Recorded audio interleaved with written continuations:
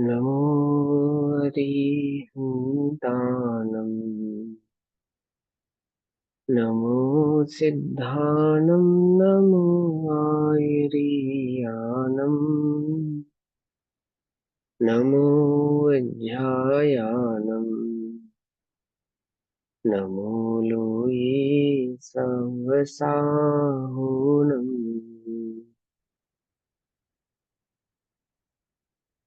ओंकारं बिन्दुसंयुक्तम् नित्यं ध्यायन्ति योगिनः आमदं मोक्षदं चैव ओंकाराय नमो नमः। मङ्गलं भगवान् वीरो मङ्गलं गौतमो गणी मङ्गलं कुन्दकुन्दार्दयो जैनधर्मोऽस्तु मङ्गलम्। सर्वमङ्गलमाङ्गल्यं सर्वकल्याणकारकं प्रधानां सर्वधर्माणां जैनं जयतु शासनम्। नमः समय साराय स्वानुभूत्य चिकासते चित्स्वभावाय भावाय सर्वभावान्तरच्छिदे।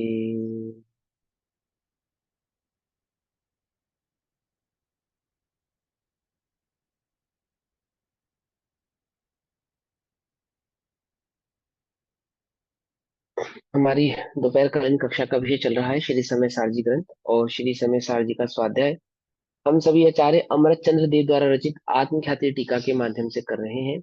आत्मख्याति टीका में कर्ता कर्म अधिकार श्लोक नंबर 99, कलश नंबर कहीं है श्लोक नंबर 99, कर्ता कर्म अधिकार पेज नंबर 233, 233।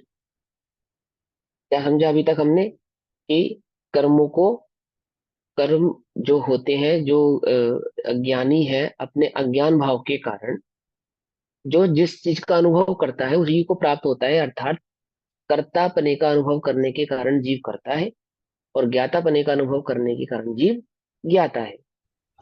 करता है ऐसा कहने का मतलब यह नहीं है कि वह परभाव को करता है, पर द्रव्य के किसी कार्य को कर सकता है। करता है क्यों कहते हैं?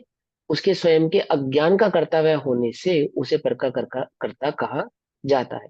98 नंबर के श्लोक में इस बात को समझाया कि कर्म तो पुद्गल है, जीव कोई कर्मों को कर सके ऐसा नहीं, और कर्म जीव को कर सके ऐसा भी नहीं है, अत्यंत स्पष्ट भिन्न है। और आचार्य कहते हैं कि हमें बड़ा खेद वर्तता है कि ये इसके ज्ञान में ये मोह ऐसा क्यों नाचता है कि इसे एक द्रव्य दूसरे द्रव्य का कर्ता क्यों नजर आता है, ये अपने चैतन्य भाव की दृष्टि क्यों नहीं करता, अर्थात इसे चैतन्य भाव का अनुभव क्यों नहीं होता।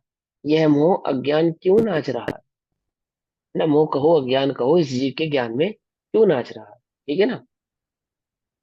निपत्य निपत्य में मोह क्यों अत्यंत वेगपूर्वक नाच रहा है, ठीक। अब यह कहते हैं कि अथवा यदि मोह नाचता है तो भले नाचे, अब इस जीव को सम्यक दर्शन प्रकट नहीं हो रहा है, ये ऐसे स्वरूप की प्राप्ति नहीं हो रही है, या यूं कहे कि ये अपने स्वरूप की ओर नहीं देख रहा है, अपने ज्ञाता दृष्टा भाव की ओर नहीं देख रहा है, और ये अपने को कर्ता माने बैठा है, इसका पर द्रव्य का कर्ता बनकर बैठा है। तो बैठे रहो, मानता है तो मानता रहो, तथापि वस्तु स्वरूप तो जैसा है वैसा ही है। कोई इसके मानने से तो वस्तु स्वरूप बदल जाने वाला नहीं है, वस्तु का स्वभाव बदल जाने वाला नहीं है, कोई ये पर द्रव्य का कर्ता हो जाने वाला नहीं है।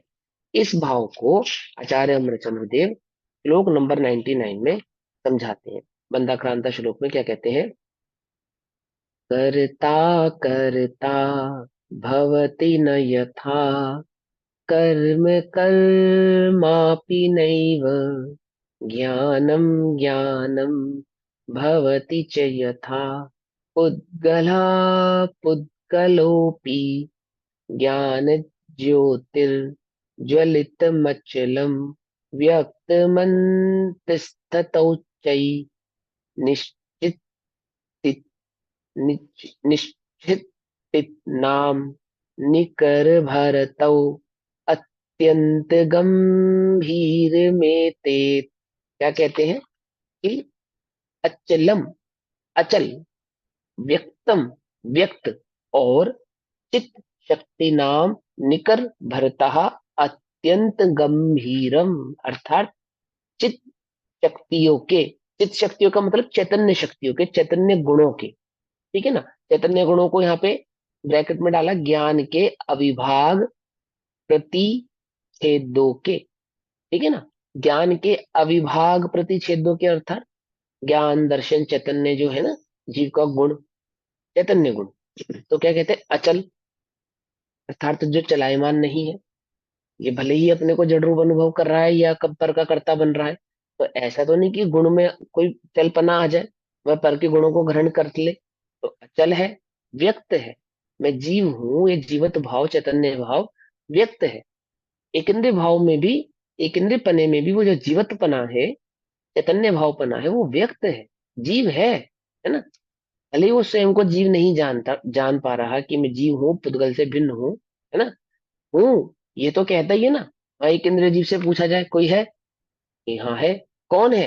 भले ही ये नहीं जानता कौन है, मैं हूँ है ना। अपने सुख दुख का वेदन तो कर रहा है ना वहां पे, मरना नहीं चाहता है ना, दुखी नहीं होना चाहता, अपने होने का भान तो उसको है ही, मैं चैतन्य हूँ, इसमें क्या बात है। तो अचल है, व्यक्त और चित्त शक्तियों के समूह के भार से अत्यंत गंभीर, अनंत गुणों के, देखो, चित्त शक्तियों के भार से अत्यंत गंभीर, अर्थात अनंत गुणों का भंडार है, चैतन्य शक्तियों जैसा अनंत गुणों का भंडार। मैंने जो इस बात को प्रकट कर रही है, ऐसे अनंत गुण मुझ में भरे हुए हैं जो इस बात को प्रकट कर रहे हैं कि मैं हूं और चैतन्य स्वरूप हूं। पकड़ में ही बात। मैं हूं और कैसा हूं, चैतन्य स्वरूप हूं। ऐसे अनंत गुण मुझ में भरे हुए हैं जो इस बात की सिद्धि करते हैं कि मैं जीव हूं, चैतन्य गुण वाला हूं। तो कहते हैं अचल, व्यक्त और चित्त शक्तियों के समूह के भार से अत्यंत गंभीर, यह है ज्ञान ज्योति, ठीक है ना। अत्यंत गंभीर यह है ज्ञान ज्योति। गंभीर का अर्थ होता है स्थिर, गंभीर का अर्थ होता है स्थिर, ठीक है ना। यह ज्ञान ज्योति अंत, अंतरंग में, अंतरंग में उच्च उग्रता से तथा ज्वलितम, ऐसी ज्वल, ऐसी जाज्वल्यमान हुई है कि, ये ज्ञान ज्योति अंतरंग में ऐसी जाज्वल्यमान हुई है कि, जैसे आग होती है ना, आग वो सेंटर में कैसी होती है, सेंटर में है ना, तीव्र एकदम जाज्वल्यमान हुई है कि, यथा कर्ता कर्ता न भवती, आत्मा अज्ञान में कर्ता होता था, सो अब वह कर्ता नहीं होता। और कर्म कर्म अपि न एव, अज्ञान के निमित्त से पुद्गल कर्म रूप होता था, तो वह कर्म रूप नहीं होता। क्या कहते हैं, क्या कहते हैं आचार्य देव, क्या कहते हैं, भैया इसके समझ में आता है या नहीं आता है ना। ये मोह का जो नाच है, ये होता हो तो होता रहे, हमें तो इससे कोई लेना देना नहीं है। हम तो एक बात जानते हैं, क्या बात जानते हैं, कि मैं चैतन्य हूँ, चैतन्य शक्ति का धारण करने वाला हूँ, और मेरे अनंत गुणों में चैतन्य गुण ऐसा है, चैतन्य शक्तियां ऐसी है जो इस बात को प्रकट कर ही रही है कि मैं चैतन्य तत्व हूँ, चैतन्य भाव को धारण करने वाला हूँ।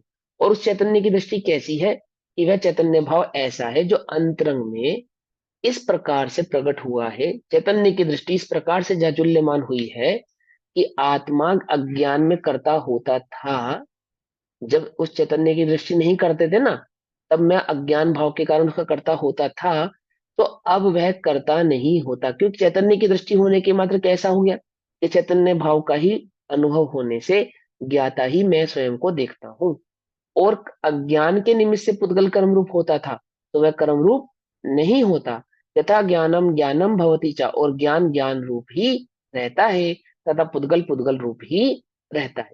जब आत्मा ज्ञानी होता है, तब ज्ञान तो ज्ञान रूप ही परिणमित होता है, पुद्गल कर्म का कर्ता नहीं होता, और पुद्गल पुद्गल ही रहता है, कर्म रूप परिणमित नहीं होता। इस प्रकार यथार्थ ज्ञान होने पर दोनों द्रव्यों के परिणमन में निमित्त नैमित्तिक भाव नहीं होता, ऐसा ज्ञान सम्यक दृष्टि के होता है। देखो, दोनों द्रव्यों के परिणमन में निमित्त नैमित्तिक भाव नहीं होता, मतलब कि ज्ञान पुद्गल को परिणमाने में निमित्त हो, ऐसा भी नहीं होता, और पुद्गल ज्ञान को परिणमाने में निमित्त हो, ऐसा भी नहीं होता। दोनों अपने अपने भाव में परिणमित होते हैं, और ज्ञानी की दृष्टि चैतन्य पे होने के कारण वह पुद्गल का कुछ भी नहीं धारण करता, अर्थात पुद्गल का न कर्ता, न पुद्गल की दृष्टि, न पुद्गल का कोई भाव, एक चैतन्य भाव ही उसको उसकी दृष्टि में रहता है। इस प्रकार जीव और अजीव कर्ता कर्म का वेश त्याग कर बाहर निकल गए, है ना। जीव ने क्या करा था, जीव और जीव पहले पहले वाले उसमें क्या समझाया था पूर्वरंग की भूमिका में, कि जो जीव है उसने दो वेश धारण की, और यहाँ समझाया कि जीव और अजीव एक वेश धारण कर कर एंट्री किया था ना कर्तव्य अधिकार के अंदर इन्होंने, कि दूसरे एक दोनों को एक ही एकम एक मान रहा था। यहाँ दोनों को भिन्न भिन्न पहचानने के कारण क्या हुआ कि इस प्रकार जीव और अजीव कर्ता कर्म का वेश त्याग कर बाहर निकल गए। भावार्थ, जीव और अजीव दोनों कर्ता कर्म का वेश धारण करके एक होकर रंगभूमि में प्रविष्ट हुए थे। ठीक है ना, रंगभूमि में प्रविष्ट हुए थे, दैट मीन स्टेज पर प्रविष्ट हुए थे। एक स्टेज है, उस पे आकर दोनों ने ऐसा नाट्य खेला, एक नाटक किया। कैसा नाटक किया कि मानो दो नहीं एक हो। है तो दो, है तो दो, लेकिन किस प्रकार से प्रविष्ट हुए कि मानो एक हो। कर्ता कर्म का वेश का धारण करके बाहर रंगभूमि में प्रविष्ट हुए। जब सम्यक दृष्टि अपने यथार्थ दर्शक ज्ञान से उन्हें भिन्न भिन्न लक्षण से यह जान लिया कि वे एक नहीं है किंतु दो अलग अलग है। किसने पहचाना, सम्यक दृष्टि ने यथार्थ ज्ञान से भेद विज्ञान पूर्वक जब ये बात पहचाना, ये ज्ञान उसको हुआ कि जीव और पुद्गल कैसे हैं, ये दोनों भिन्न भिन्न है, एक नहीं है। इन दोनों की क्या है, जाति भिन्न है, गुण भिन्न है और स्वभाव भिन्न है।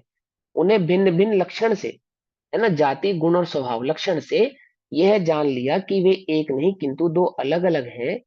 तब वे वेश त्याग करके, सीधी सी बात है, दो को पहचानने के कारण अब नाटक नहीं चलेगा।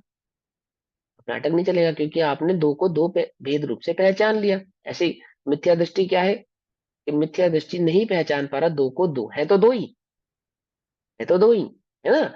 और सम्यक दृष्टि कौन है, जिसने दो को दो पहचान लिया, बस। अब जिसने दो को दो पहचान लिया उसकी दृष्टि में अब ये खेल नहीं चलता। देखो ध्यान से समझना, जिन्होंने नहीं पहचाना उनकी दृष्टि में तो अभी भी ऐसे चल रहा है कि एक है। जिन्हें पहचान लिया है, जिन्होंने जान लिया है, अब उनकी दृष्टि में तो ये खेल और अधिक देर चलता नहीं है। उन्हें तो स्पष्ट भाषित होता है कि ये दो हैं, एक नहीं। वेश त्याग करके रंगभूमि से बाहर निकल गए।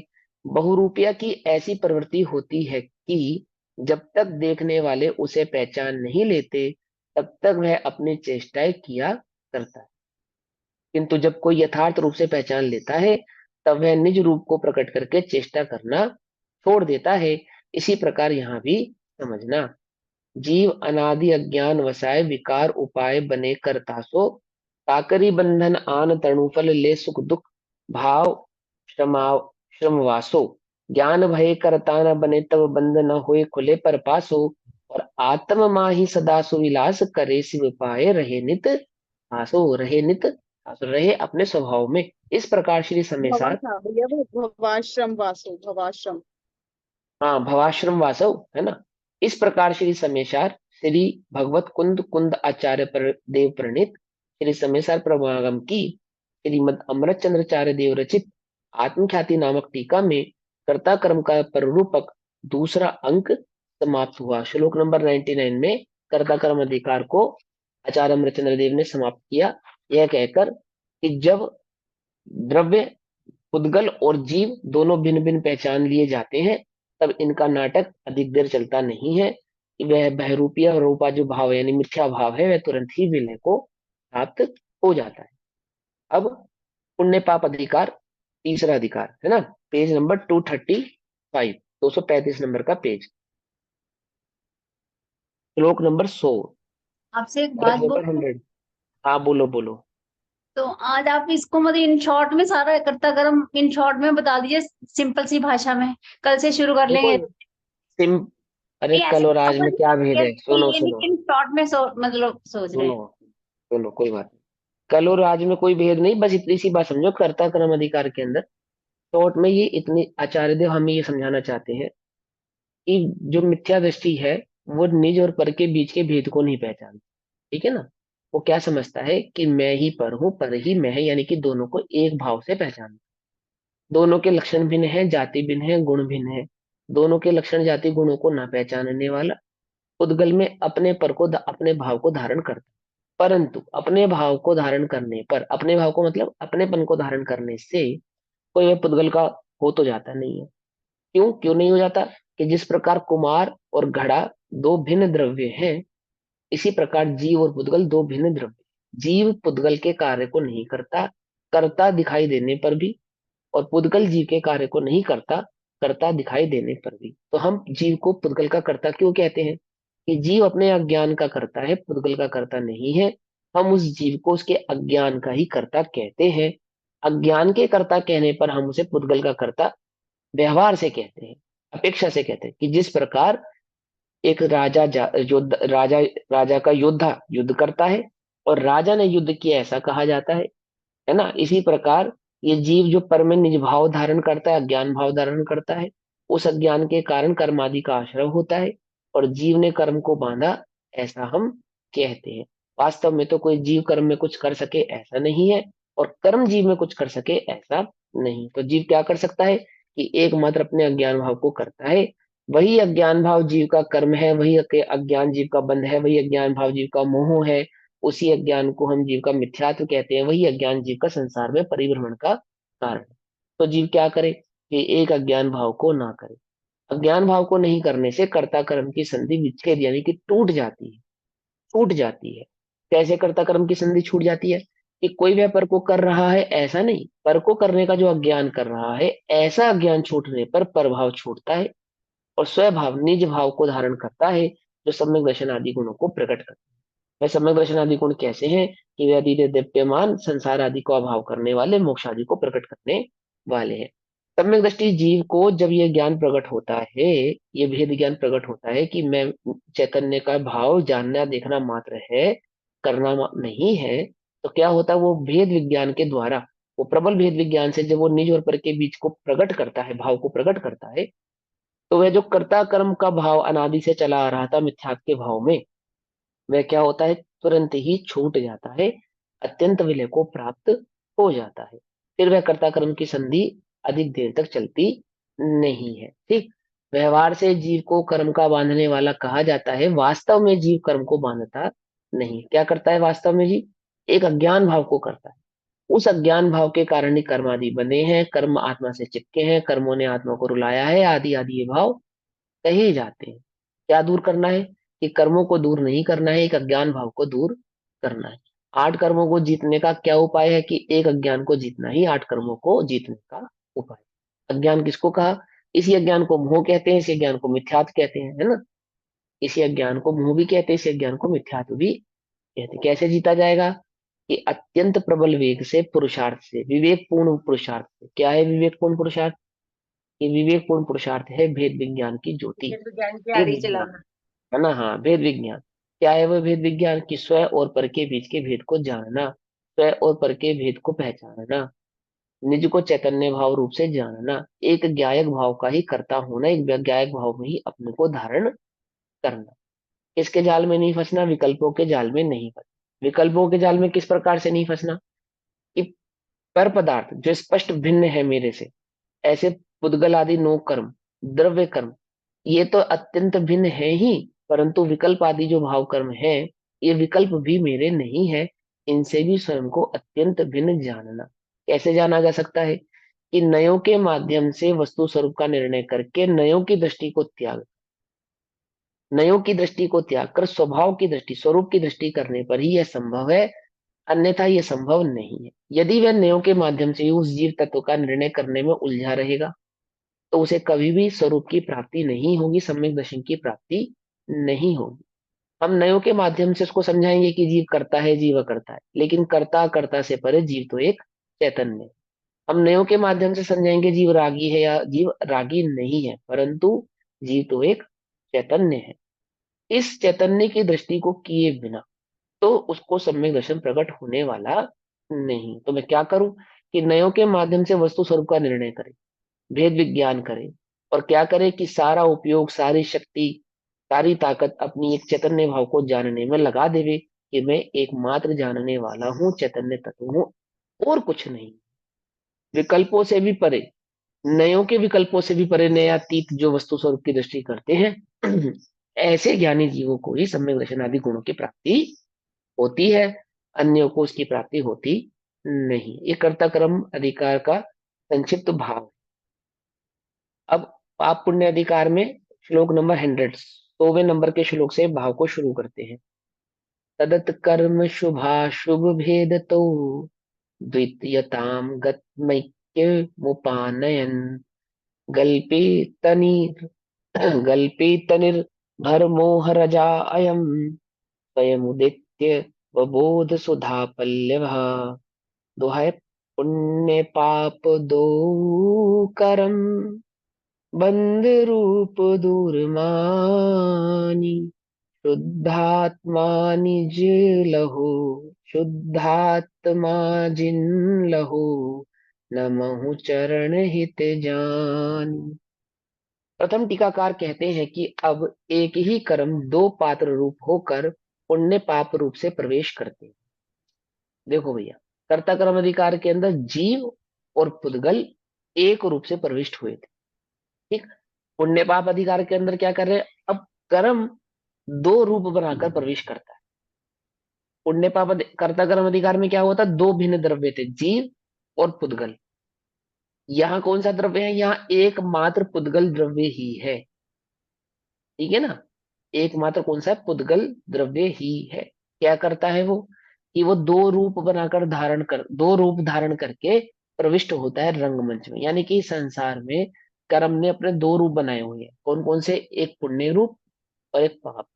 किसने बनाए हैं, कर्म ने बनाए हैं। यहाँ प्रथम कार टीकाकार कहते हैं कि जब एक ही कर्म दो पात्र रूप होकर पुण्य पाप रूप से प्रवेश करता। देखो, आप टीवी में देखते हैं, पिक्चरों में एक विलेन होता है, उसने दो रूप बनाए होते हैं। पीछे से तो वो सब चोरी करता है और अपने और सब उल्टे काम करता है, और सामने से वो दान करता है और बहुत समाज सेवा करता है, सब काम करता है, ताकि कोई मुझे पहचान ना पाए। समझे नहीं समझे, ये भैया कैसी उपमा दे रहा है, ऐसी ही उपमा है कर्म की। कर्म ने अपने दो रूप बनाए हैं। एक उसने ऐसा रूप बनाया है रिझाने के लिए, रिझाने वाला रूप बनाया है अपना, पुण्य का रूप है ना। और एक उसका पाप रूप है, जिससे सब दूर भागते हैं। पाप का उदय कोई नहीं चाहता, पाप कर्म से दूर भागते हैं ऐसा नहीं, पाप के उदय से दूर भागते हैं ना, और पुण्य के उदय को सब चाहते हैं। लेकिन वे भूल जाते हैं कि वे जिससे दूर भाग रहे हैं, है ना, उसी के और भाग रहे हैं। क्या समझे, जिससे दूर भाग रहे हैं उसी की ओर भाग रहे हैं ना। बच्चा किडनैप करने वाला एक गिरोह बाल आश्रम खोल के बैठा है क्या। वैसे समझे नहीं समझे, एक बाल आश्रम खोला है, क्या काम करते हैं वो, बच्चा किडनैप करने का काम करते हैं। अब बोलो भैया क्या करें, कुछ बात समझ में ही नहीं आई। पाप कैसा है और कर्म कैसा है, कि इसने अपने दो रूप बनाए हैं, एक पाप रूप और एक पुण्य रूप। किसने, कर्म ने। ना कर्म ना पाप है ना पुण्य है, कर्म तो मात्र कर्म है।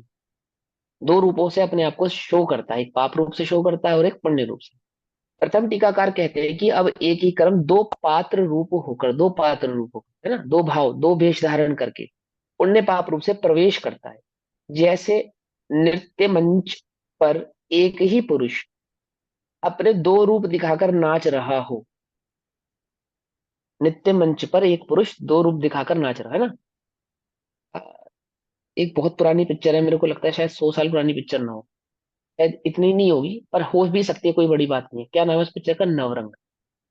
नवरंग नाम की एक मूवी है, बहुत पुरानी पिक्चर है बहुत। तो अब भैया कहेंगे भैया बच्चे पिक्चरों का उदाहरण दे रहे हैं, अभी चल रहा है ना, रंगमंच ही चल रहा है, इसलिए उसका उदाहरण दे रहे हैं। तो उसमें एक एक दृश्य फिल्माया गया, क्या दृश्य फिल्माया गया, कि एक कलाकार वो जो उस पिक्चर की हीरोइन होती है, नायिका, वो दो रूप धारण करती है ना। तो वो एक होली का संगीत है, उसके ऊपर वो नृत्य करती है, तो दो भाव धारण करके नृत्य करती है, एक स्त्री का एक पुरुष का। उसने इस तरह का गेटअप, इस तरह की ड्रेस पहनी है कि वो ऐसा शो करती है कि एक एक भाव तो स्त्री नाच रही है और एक भाव में पुरुष नाच रहा है ना। वास्तव में तो दो नहीं नाच रहे हैं, वास्तव में तो वहां एक ही है, परंतु वहां अपने को कैसे प्रेजेंट किया उसने, दो रूप से प्रेजेंट किया। कैसा प्रेजेंट किया, एक स्त्री का भाव और एक पुरुष का भाव अपने आप को प्रेजेंट किया उसने। ऐसे कहते हैं कि आप सबने देखी होगी, जिनके बाल सफेद हैं उन्होंने तो देखी होगी। जैसे नृत्य मंच पर है एक ही पुरुष, आगे बस क्लियर हो रहा है ना माइंड में, अपने दो रूप दिखाकर नाच रहा हो। है ना? इमेज बन रही हो कि दिमाग में कि कैसे नाच रहा है, एक पुरुष दो रूप दिखाकर नाच रहा है, पाप पुण्य पाप पुण्य पाप पुण्य। है ना? वो ना ऐसे नाचती है तो स्त्री दिखती है, और ऐसे नाचती है तो पुरुष दिखता है। तो कर्म क्या करता है? कर्म भी ऐसे करता है, कभी पाप रूप कभी पुण्य, कभी पाप रूप कभी पुण्य। पुण्य पलट के पाप हो जाते हैं, पाप पलट के पुण्य हो जाते हैं। आपने पढ़ा होगा सम्यक दर्शन में, पाप प्रकृतियां क्या होती है? कन्वर्जन हो जाता है, संक्रमण हो जाता है, किसमें? पुण्य रूप में। क्यों हो जाता है? पाप प्रकृतियों का पुण्य में कन्वर्जन क्यों हो जाता है? पुण्य का पाप में कन्वर्जन क्यों हो जाता है? कभी विचार किया? संक्रमण होता है ना कर्मों में, संक्रमण। क्योंकि दोनों की एक जाति है। दूध पानी नहीं बनता, लेकिन पाप पुण्य बन जाता है, पुण्य पाप बन जाता है। कैसे बन जाता है? एक जाति के हैं दोनों, इसलिए उनमें कन्वर्जन होना संभव है। जीव पुद्गल नहीं होता, लेकिन पुद्गल पाप और पुण्य रूप हो जाता है। कर्म जीव रूप नहीं होता, लेकिन क्या होता है? कर्म पाप रूप भी हो जाता है, और कर्म के परमाणु पुण्य रूप है। वो परमाणु जो पुण्य रूप है, कर्णान योग में स्पष्ट है विधान। वो परमाणु जो पुण्य के हैं वो कन्वर्ट हो जाते हैं किसमें? पाप में। वो परमाणु जो पाप के हैं वो कन्वर्ट हो जाते हैं किसमें? पुण्य में। कैसे हो जाते हैं? एक जाति के हैं, धोखा दे रहे हैं ये। कुछ बात समझ में नहीं दी? एक ही जाति है इनकी, अलग अलग तुमको दिख रहे हैं पाप और पुण्य, जाति दोनों की एक है, इसलिए तो इनमें इतनी तेजी से कन्वर्जन होता है। पाप का पुण्य में, पुण्य का पाप में हो जाता है तुरंत। कोई आपत्ति नहीं है। क्यों आपत्ति नहीं है? क्योंकि एक ही जाति की। कुछ बात समझ में आई? मिट्टी घड़ा बन जाती है, हाँ बन जाएगी, कोई बात नहीं। और मिट्टी में घड़ा बनने की योग्यता है। वह कर्म पाप और पुण्य रूप कन्वर्ट हो जाते हैं। कैसे कन्वर्ट हो जाते हैं? कैसे कन्वर्ट हो जाते हैं? देखो भाई, इतनी सी बात कि तुम्हें हार पसंद नहीं था, तो तुमने तोड़ा के उसके कंगन बनवा लिए। बस इतनी सी बात है। हार तुम्हें पसंद नहीं था, नहीं पसंद था, वो पाप है। कंगन बनवा लिए, कंगन पसंद थे, वो पुण्य है। हार और कंगन की जाति तो स्वर्ण की अपेक्षा से कैसी है? एक ही है। कुछ बात समझ में आई या नहीं समझ में? ऐसे ही वो पाप तुम्हें पसंद नहीं था, है ना, तो तुम उसे पुण्य करना चाहते थे। कर चाहने से होता या नहीं होता वो चर्चा हम बाद में करेंगे, लेकिन मैं आपको कर्म की एक जाति समझा रहा हूँ कि जैसे स्वर्ण की एक जाति होने पर वह हार कंगन में कन्वर्ट हो सकता है, उसी प्रकार वह कर्म एक जाति का होने के कारण पाप से पुण्य और पुण्य से पाप में कन्वर्ट हो जाता है। वह जो नृत्य कर रहा है, वो ऐसे नाचे तो स्त्री रूप, और ऐसे नाचे तो पुरुष रूप भाषित होता है, दिखाई देता है। जैसे नृत्य मंच पर एक ही पुरुष अपने दो रूप दिखाकर नाच रहा। समझ में आई बात? एक ही पुरुष दो रूप दिखाकर नाच रहा। कन्वर्जन क्यों होता है पाप और पुण्य का? क्योंकि एक जाति के नहीं होते तो क्या नहीं होता? कन्वर्जन नहीं हो सकता था। समझ में आई बात? क्यों नहीं हो सकता कन्वर्जन? एक जाति के बीच ही कन्वर्जन संभव है। ठीक। वो धर्म वाला परिवर्तन वाला कन्वर्जन नहीं है, ये हिंदू मुसलमान हो गया, मुसलमान हिंदू हो गया, वो कन्वर्जन नहीं है। ठीक है, नहीं ठीक है? ये कन्वर्जन कौन सा है? पाप का पुण्य, पुण्य से पाप का। ठीक। जैसे नृत्य मंच पर एक ही पुरुष अपने दो रूप दिखाकर नाच रहा। ठीक। देखो, पाप मुसलमान हिंदू क्यों हो जाता है मालूम है? और हिंदू मुसलमान कैसे कन्वर्जन हो जाता है पता है? एक जाति क्या है उनकी? पाप पुण्य। कौन बताए? एक जाति उनकी बताओ, कौन बताएगा? मनुष्य उनकी जीव जाति, जीव जाति। जीव जब अरे, मनुष्य। सुनो मेरी बात, हम समझाते हैं तुम्हें। हिंदू मुसलमान बन जाता है, मुसलमान क्रिश्चियन बन जाता है, क्रिश्चियन फिर हिंदू बन जाता है। कैसे संभव है? मिथ्या दृष्टियों की एक ही जाति होती है, तब कन्वर्जन संभव है। सम्यक दृष्टि को कर कर दिखाओ तुम, तो माने। बोलो। वो सेठ अमरचंद वो कह रहे ना, तुम मुझे खा जाओ, मैं जलेबी खिला सकता हूँ, या तुम मुझे खा लो, मैं मांस नहीं खिलाऊंगा। पंडित टोडरमल जी क्या कह रहे हैं? कि भैया अब तुम्हें मारना है तो मार डालो, बस हम। कन्वर्जन नहीं हो, सम्यक दृष्टि को कन्वर्जन नहीं होता। मिथ्या दृष्टियों की एक जाति होती है, इनमें कन्वर्जन हो जाता है। क्या कन्वर्जन हो जाता है? हिंदू से मुसलमान हो जाएगा, मुसलमान से क्रिश्चियन हो जाएगा, क्रिश्चियन से अन्य हो जाएगा, अन्य से अन्य हो जाएगा, फिर हिंदू हो जाएगा, फिर जैनी हो जाएगा। मिथ्या दृष्टि का कन्वर्जन है। क्या कन्वर्जन है? देव से मनुष्य, मनुष्य से नारकी, नारकी से त्रियंश, त्रियंश से मनुष्य, मनुष्य से देव। ये कन्वर्जन है। किस में हो रहा है ये कन्वर्जन? मिथ्या दृष्टियों में होता है, सम्य दृष्टियों में नहीं होता। एक बार सिद्ध हुए, बस बात खत्म। क्या कहा? समझ में आई बात? नहीं समझ में आई? जाति भिन्न है ना, जाति भिन्न है उनमें, कन्वर्जन नहीं होता। मिथ्या दृष्टियों की एक जाति है। तो इसी में भी पलट लो। हम जैनी हो गए, हो गए? नहीं हो गए। अभी सच्चे जैनी नहीं हुए। अभी ये कन्वर्जन वाले जैनी है। अभी थोड़े दिन पहले जब गुरुदेव नहीं मिले थे, जब समय सार नहीं मिला था तब कौन से जैनी थे हम? अभी कन्वर्ट हो गए नहीं हो गए हम? क्यों भैया, सारी दुनिया अब क्या कह रही है हमें कि तुम क्या हो गए, कांजी, कांजी वाले हो गए, कन्वर्ट हो गए हैं? कहते नहीं कहते? लेकिन अब ये कन्वर्जन ऐसा होना चाहिए परमानेंट। अब हमें कोई कन्वर्ट ना कर सकते। किसको कन्वर्शन कन्वर्जन नहीं, किनका कन्वर्जन नहीं होता? एक चैतन्य भाव को धारण करने वालों का कन्वर्जन नहीं होता।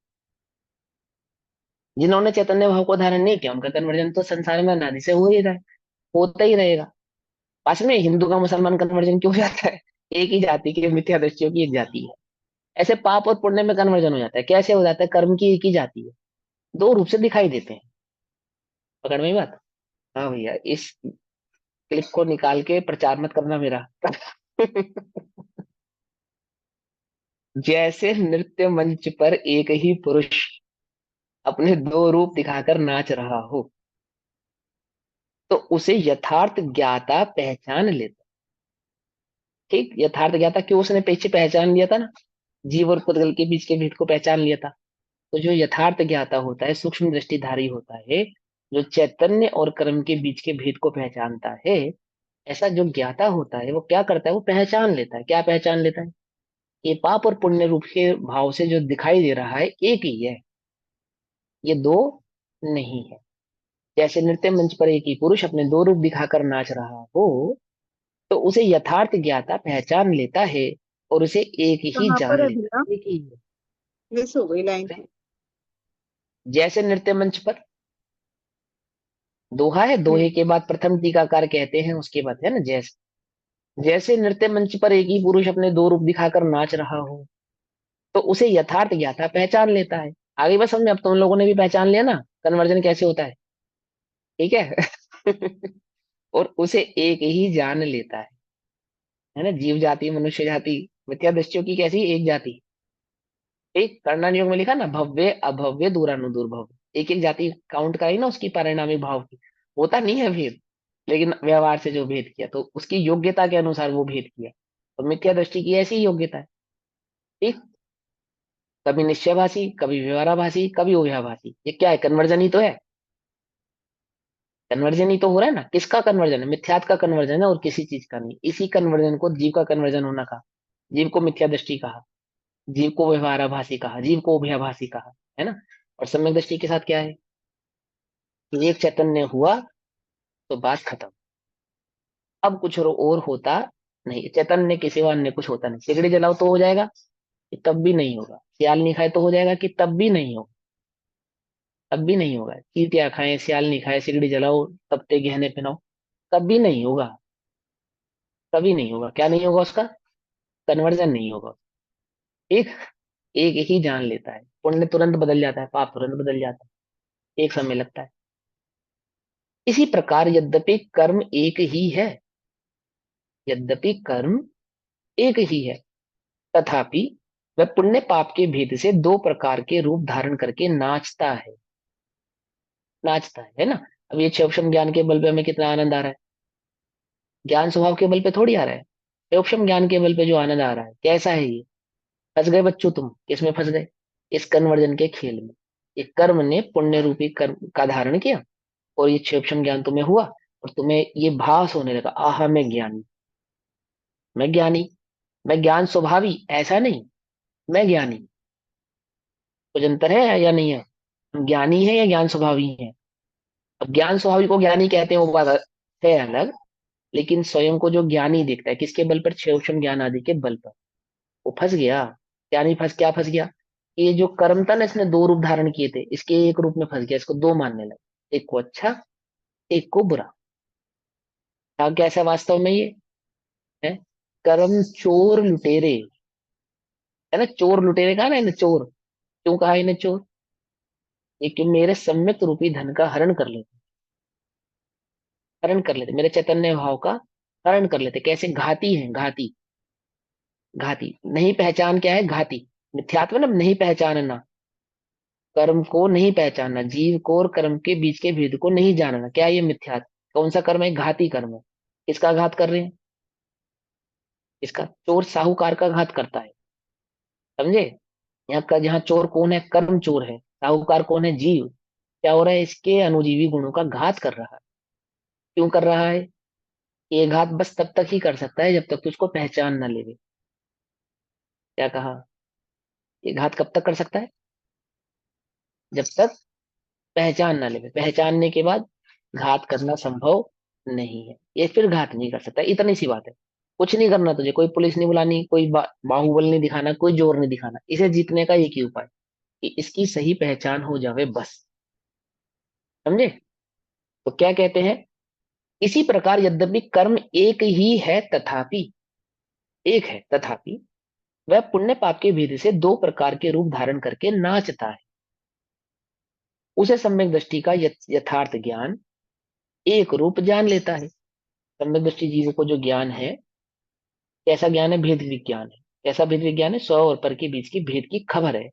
वह कैसा यथार्थ जान लेता है? क्या यथार्थ जान लेता है सम्यक दृष्टि से? ये पाप और ये पुण्य, ये सम्यक दृष्टि जान लेते हैं कर्म है, मुझे चैतन्य भाव से भिन्न है। उस ज्ञान की महिमा का काव्य इस अधिकार में के प्रारंभ में टीकाकार आचार्य देव ने कहते हैं। उस ज्ञान की महिमा की गई है। किस ज्ञान की महिमा की है? वह ज्ञान जो चैतन्य और कर्म के बीच के भेद को पहचाने, प्लस कर्म जो दो रूप से धारण करके अपने आप को दिखा रहा था कि एक अच्छा रूप और एक बुरा रूप, उन दोनों के, उस दोनों रूपों में उस एक कर्म को ही पहचान लेवे कि ये दो नहीं, एक ही। ठीक है ना? पुण्यम समग्र महामे कमना जुहोमी। पढ़ते हो ना सुबह पुण्य पूजा के पाठ में, पूजन पाठ पढ़ते हैं ना हम, स्वस्ति मंगल विधान में। स्वस्ति मंगल विधान में एक लाइन क्या आती है? पुण्यम समग्र महमेक मना जुहोमी। क्या कहा? कि मैं समग्र पुण्य को एकत्रित करके आपकी पूजा में क्या करता हूँ? होम करता हूँ, त्याग करता हूँ। पुण्यम समग्र महमेक मना जुहोमी, होम कर देता हूँ समस्त पुण्य का। पाप का त्याग क्यों नहीं करता वहां पे? पाप का तो त्याग करके ही मंदिर में बैठा है ना, जिन मंदिर में। तो पाप थोड़ी साथ लेकर गया था। श्री गुरु के शरण में, जिनेन्द्र देव की शरण में कोई पाप लेकर थोड़ी बैठा। पाप का तो त्याग कर कर ही आया हूँ। लेकिन ये जो पुण्य मेरे साथ साथ आया ना, ये जो पुण्य में अपने साथ है, इसका भी मैं आपके समक्ष क्या करता हूँ? क्यों? क्योंकि आपको देखने से मुझे क्या प्रकट हुआ कि इसकी जाति पहचान ली मैंने। क्या जाति पहचान ली? कि जिसे मैं बाहर छोड़कर आया था, यही कुछ अंश में रूप बदलकर यहाँ साथ आया है। क्या नहीं समझे? वह पाप जिसका मैं त्याग करके फूल रहा था, वह पुण्य जिसको धारण करके मैं अपने को महान मान रहा था, मुझे समझ में आया। क्या समझ में आया? कि ये तो उसी का अंश है ना, अन्य कुछ नहीं है। तो उसका भी मैं पुण्यम समग्र महमेक मना, तो हमें ऐसे ज्ञान की आचार्य अमृत चंद्र देव ने क्या करी कि टीका लिखने से पहले पुण्य पाप अधिकार में सबसे पहले उस ज्ञान की महिमा के रूप में काव्य कहा। क्या काव्य कहा था? तदथ कर्म शुभा शुभ भेदतौ द्वितीयताम गतमेक्यमुपानयन गलति गलति गलपित निर्भर मोह रजा अयम स्वयमुदित्य व बोध सुधा पल्लव्य। ठीक है ना? तोड़ तोड़ के पढ़ेंगे तो बिल्कुल इजी है, समझ में आ रहा है। तदत कर्म शुभ अशुभ भेद तो, अर्थात अब कर्ता कर्म अधिकार के पश्चात शुभ अशुभ भेदतः, शुभ और अशुभ के भेद से, शुभ और अशुभ के भेद से द्वितीयताम गतम तत्कर्म, द्वितीयता को प्राप्त उस कर्म को, जो द्वैपने को प्राप्त है, द्वैपने को प्राप्त है उस कर्म को एकम उपानयन, एक रूप करता हुआ, यानी कि उसे कर्म रूप करता हुआ। जब पुण्य और पाप के भेद से जो दो प्रकार का अपने को प्रस्तुत कर रहा है, दिखला रहा है, उन्हें दो का, उन दो को क्या करता हुआ? एक को एक ही स्थापित करता हुआ। गल्पित निर्भर मोह रजा, जिसने अत्यंत मोह रज को दूर कर दिया है। अत्यंत मोह रज को दूर कर दिया है, अर्थात कि अत्यंत अज्ञान को दूर कर दिया, अपने मोह को दूर कर दिया है, अपने मिथ्यात्व को दूर कर दिया है। कैसा मिथ्यात्व? वह जो पाप और पुण्य में भेद नहीं कर पा रहा था, ऐसे उस अज्ञान भाव को क्या कर दिया है? दूर कर दिया। ठीक? जिसने अत्यंत मोह रज को दूर कर दिया है, ऐसा अयम अवबोध सुधा पल्लव, यह है प्रत्यक्ष अनुभव गोचर ज्ञान सुधांशु, सम्यक ज्ञान रूपी चंद्रमा। सुधा अंशु, है ना? सुधा तो चांदनी को कहते हैं, सुधांशु चंद्रमा को कहते हैं, और ज्ञान तो क्या कहते हैं? सम्यक ज्ञान रूपी चंद्रमा स्वयमेव स्वयं उदेति, उदय को प्राप्त होता है। ठीक है ना। क्या कहते हैं, जिसने अत्यंत मोहरज को दूर कर दिया है, ऐसा वह प्रत्यक्ष अनुभव गोचर यानी आत्मज्ञान। मोह दूर करने पर, मिथ्या तो दूर करने पर क्या प्रकट होता है, आत्मज्ञान प्रकट होता है। वह आत्मज्ञान कैसा है कि ज्ञान सुधांशु सम्यक ज्ञान रूपी चंद्रमा उदय को प्राप्त होता है। उस चंद्रमा की प्रकाश में क्या प्रकट होता है, पाप और पुण्य की एक जाति है, ये भाव प्रकट होता है। देखो इसको ज्ञान सूर्य न कह के ज्ञान चंद्रमा कहा। अब हालांकि सूर्य भी कहो चंद्रमा भी कहो कोई अंतर नहीं है, फिर भी चंद्रमा कहने के पीछे तात्पर्य यह है जो वीतराग भाव होता है वो कैसा है, वो वीतराग भाव शीतल है। शीतलता है उसमें, प्रचंडता नहीं है, उसमें प्रकाश भी है और शीतलता भी है। ये वह वीतराग भाव ऐसा है कि पाप और पुण्य के भेद में अटकता नहीं है। जैसे मुनिराजों की होती है ना शीतलता, कैसी शीतलता उनको, कि उपसर्ग करने वाले पर और उपसर्ग दूर करने वाले पर, इन दोनों में क्या नहीं करते, भेद नहीं करते। ये पाप और पुण्य में भेद नहीं करते ना, इसलिए उपसर्ग करने वाले पर और उपसर्ग विजेता जीतने वाले पर, दूर करने वाले पर क्या नहीं करते, उनमें भेद नहीं करते। क्यों नहीं भेद करते उनमें, एक तो जीव के एकत्व भाव को पहचानते इसलिए भेद नहीं करते, दूसरा कर्म के एकत्व को पहचानते इसलिए भेद नहीं करते। पाप और पुण्य में भी तो एकत्व पना है ना, तो पाप और पुण्य के एकत्व को भी पहचानते हैं इसलिए भी खेद नहीं करते और प्रसन्न नहीं होते। और जीव के एकत्व भाव को पहचानते हैं, जो निगोद में सो ही मुझ में, तो ही इनमें, तो ऐसे एकत्व भाव को भी पहचानते हैं, तो इसलिए भी उनसे बैर विरोध आदि भाव धारण नहीं करते, वितराग भाव को धारण करते, सौम्य भाव को धारण करते। तो ज्ञान सुधांशु सम्यक ज्ञान रूपी चंद्रमा स्वयं उदय को प्राप्त होता है, एक वीतराग भाव प्रकट होता है आत्मानुभव के साथ, जिसमें पाप और पुण्य की भिन्नता स्पष्ट नजर आती है, होता है। श्लोकार्थ। अज्ञान से एक ही कर्म दो प्रकार के दिखाई देता था। ये मिथ्यात्व के कारण, मोह के कारण एक ही कर्म दो रूप से दिखाई देता था, एक पाप रूप से एक पुण्य रूप से। उसे सम्यक ज्ञान ने एक प्रकार का बतलाया है। पाप और पुण्य को एक कहना सम्यक ज्ञान, सम्यक ज्ञान ने बताया। सम्यक ज्ञान का ही अंश है जहाँ पाप और पुण्य में भेद करते हैं, ये भी सम्यक ज्ञान है जहाँ पाप और पुण्य को एक ही कहते हैं, कि निश्चय और व्यवहार को जो जानता है और निश्चय व्यवहार में उलझता नहीं। किसको सम्यक ज्ञान मानूं, जो पाप और पुण्य में भेद करता है उसे सम्यक ज्ञान कहूं, कि जो पाप पुण्य को एक कहते हैं उसे सम्यक ज्ञान कहूं।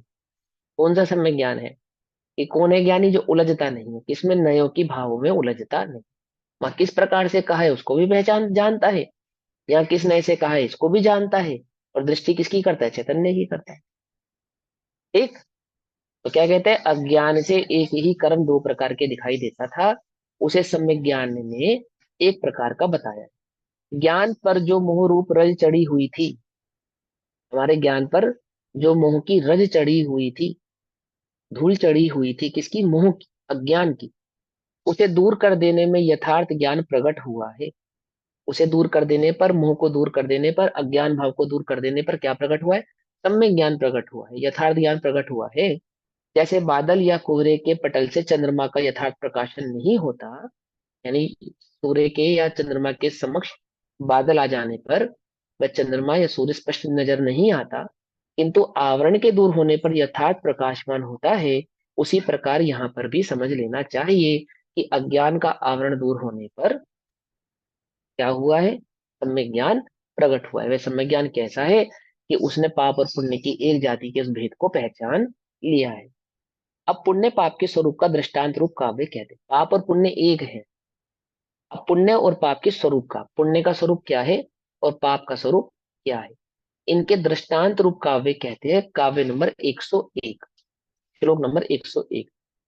एको दूर त्यजति मदिराम ब्राह्मणत्वाभिमानात् धन्यः शूद्रः स्वयमहिमति नाति नित्यं तयेव द्वाप्येतो युग पदुरानिर्गतौ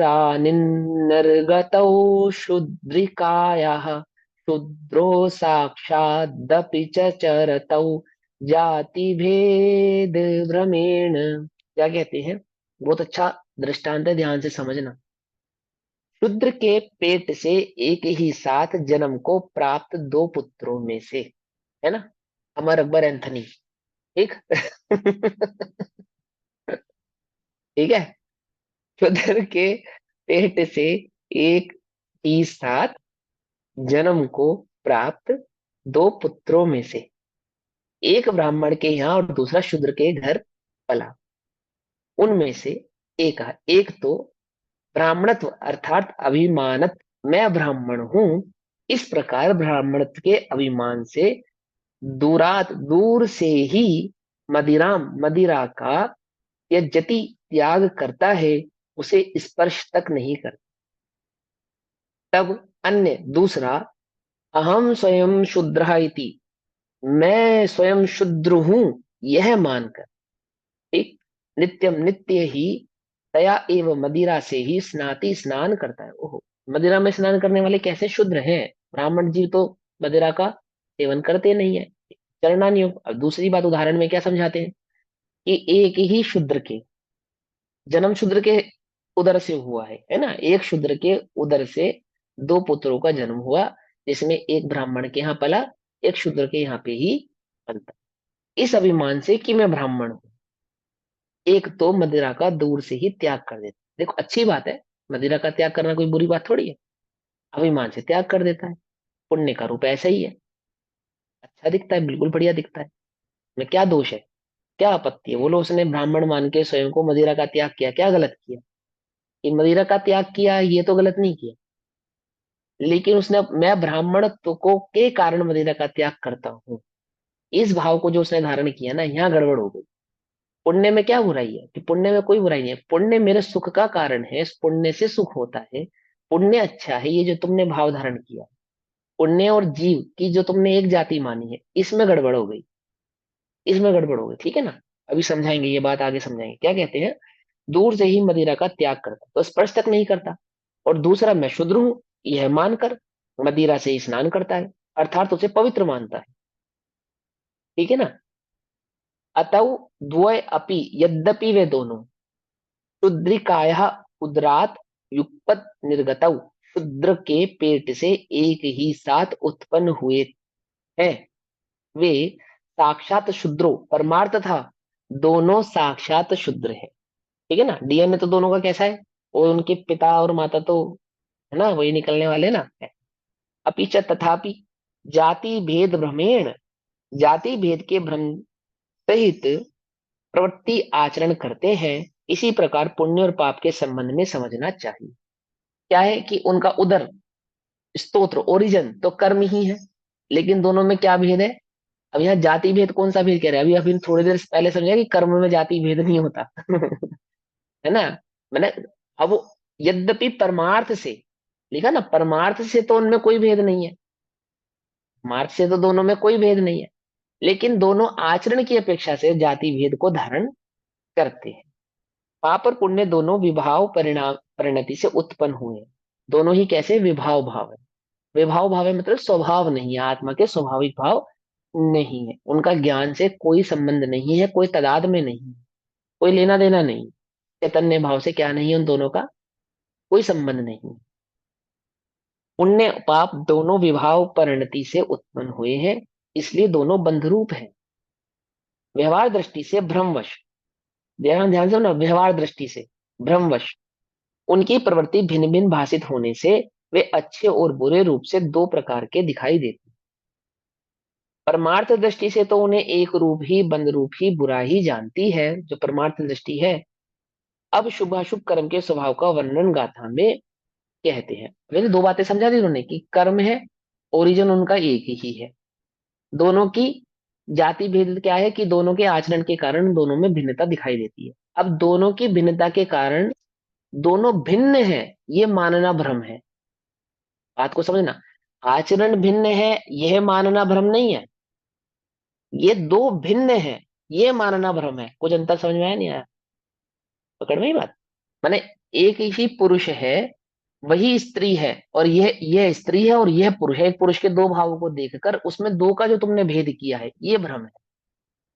एक स्त्री के भाव को प्रकट करता है, एक पुरुष के भाव को प्रकट करता है, ये मानना भ्रम नहीं है।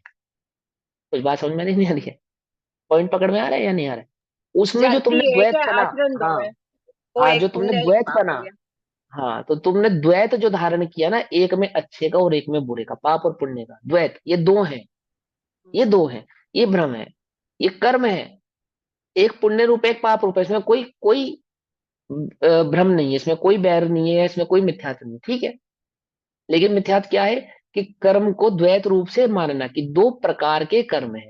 वहां कह रहे हैं दो प्रकार के नहीं है, जैसे क्या कहा उभयभाषी की क्या भूल थी कि वहां धर्म की प्ररूपणा दो प्रकार से की, तो उसने मार्ग को दो प्रकार का माना कि मार्ग दो प्रकार का, एक निश्चय मार्ग और एक व्यवहार मार्ग।